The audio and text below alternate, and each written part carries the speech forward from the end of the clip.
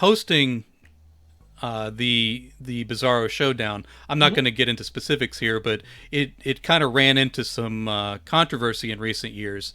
So Yeah. sort of how is that evolving as you kind of come out of the pandemic and continue with that? What are some changes and some things that might be different than say when it first started?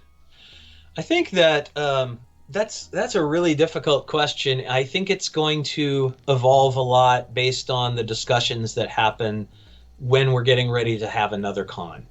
And there were some controversies and things. Don't need to get too deep into that, but basically, there was stuff that probably should have had some sort of a content warning or stuff that I think the judges need to be empowered to stop a performance.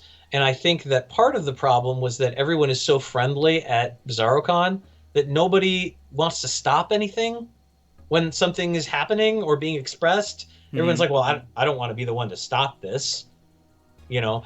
So I think sometimes things go on and it's like somebody needs to like do something, but nobody knows that they're empowered to do that. So I think a lot of it is about just kind of having some people understand that it's a show. It's for entertainment purposes. No one's going to get mad if something has to move on to the next thing.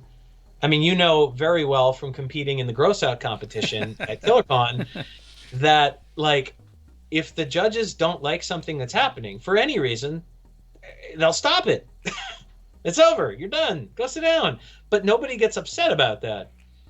So I think, I think in the showdown when it comes back, people always push to be like, well, we have to be a little harder on people. It's not about that. It's about being empowered to go, this is done. Whatever was happening just now is done, and we're moving on to the next thing.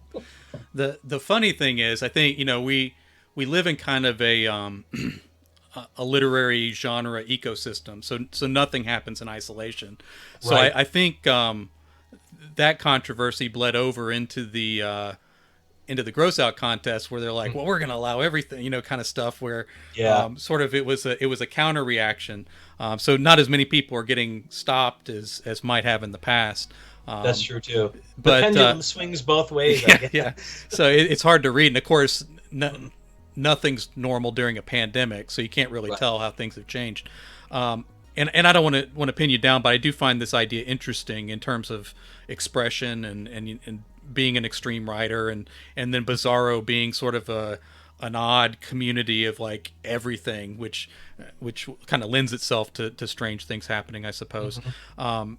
From a personal, is it different for you in terms of expression when you're dealing with yourself personally, as opposed to say when you're responsible for a community activity such as the showdown, and you're dealing in an official capacity? So are you sort of having to wear two different hats, like the person you are as an author and appear to all these people, and then the person you are when you're responsible for the experience of an entire community?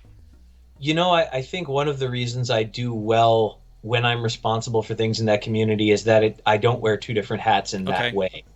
I'm maybe to a fault. I'm very genuinely me, and that's a decision I had to make a long time ago because as a performer and as somebody who does, I mean, I've done everything from rock and roll, whatever, industrial music, car crash music on stage, to burlesque where I'm stripping, to writing comedy, to you know to more professional pursuits. I mean, I have had corporate jobs. I've written articles and done journalism, and I had to make the decision a long time ago. I'm like, I'm not going to go by a stage name.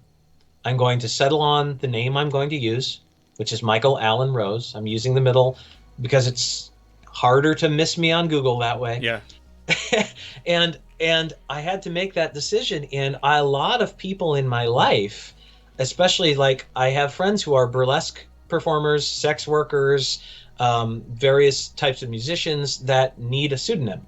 Hmm. They work with a pseudonym for safety purposes or for branding purposes or to sort of keep their lives separated from, what they're doing in the normal world. Right. I made the decision not to do that. And there are definitely pros and cons to that. But I've had to sort of own it. And by making that decision, I kind of went, well, I am always 24/7 Michael Allen Rose, and I'm always a little bit on, but I'd like to say it's in a not in a disingenuous way. It's just me turned up a little bit when I'm on stage. You know, Right. you turn the volume up to 11 when you're in front of people and responsible for something. I But I think that that translates well to things like hosting the shows or helping plan with committees and things like that. I've had trouble with that in recent years. Of course, not just with the podcast, but in general, people are aware that I'm a person of faith. Hmm. Um, and I started writing some children's books, like light horror, like soft goosebumps, and then like some middle grades time travel stuff, and just things like that. So there was a new wave of promotion that I was looking at that time, and then that was the same moment that I got nominated for a Splatterpunk award for Seersucker Motherfucker. So like Sure. all of this stuff happened at the same time. So like again, I never used a pen name or a pseudonym or any of that. So all of this was together, and then I'm trying to figure out, okay, Yeah. how do I promote? Like, what is my brand? And So you understand exactly what I'm talking about. Like teasing it apart is very difficult once you've kind of decided that the main me is me. right. So it's at one point it's like, okay, none of this is consistent, and I'm just gonna have to own that. Like I'm Yep. embracing hypocrisy as a lifestyle. So Yep. we're gonna Absolutely. I almost said my brand is eclecticism. Like it's all over the map, and even within my music. Like the next, I'm hoping to do some more music this year. I have a project called Flood Damage, and it's my industrial project. It's been around forever, in one form or another. But I'm finally getting to work on that some more again. I'm hoping to put out some new music. It's like industrial rock, like Chicago '90s wax track style, like industrial rock. But I've got a swing song on the next one because why not? I've done ambient. I've done like what I call my an industrial Barry White song, which is Mhm. like this sort of twisted kind of slow groove kind of thing. I'm influenced by artists that are eclectic and sort of say screw genre. And I think the nicest thing that's ever been said about my writing, Brian Keene once said to me, um, he compared me to Joe Lansdale. Oh my And goodness. he said, I know. And he said, like Lansdale, you're a genre unto yourself. Like your stuff is you. You don't just fit into one thing. And I'm like, well, I mean, that's an awesome blurb because, you know, I guess that speaks to that authenticity that I'm striving for.